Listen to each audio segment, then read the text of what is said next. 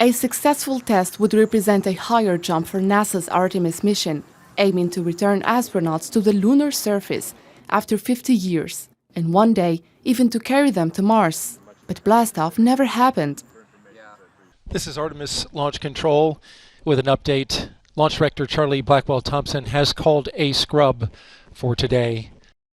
The U.S. Space Agency cited a problem on one of the rocket's main engines, as launch teams began a test that would have cooled the engines for liftoff, but one would not cool as expected.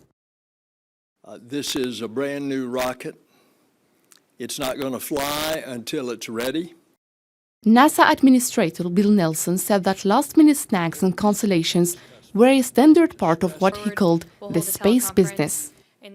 The mission called Artemis 1 calls for a 6-week uncrewed test flight of the Orion space capsule around the Moon and back to Earth for a splashdown in the Pacific.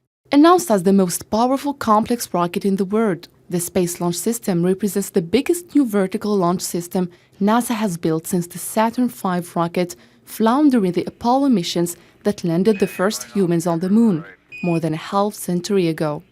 The Artemis mission, named after Apollo's twin sister in Greek mythology, seeks to eventually return humans to the Moon and establish a long-term lunar base there, to be used as a stepping stone to even more ambitious astronaut voyages to Mars. NASA officials say that goal is probably decades away.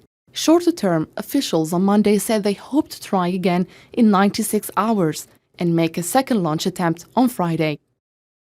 We're going back to the Moon, but we're going to live and learn and develop new technologies because we're eventually going to Mars.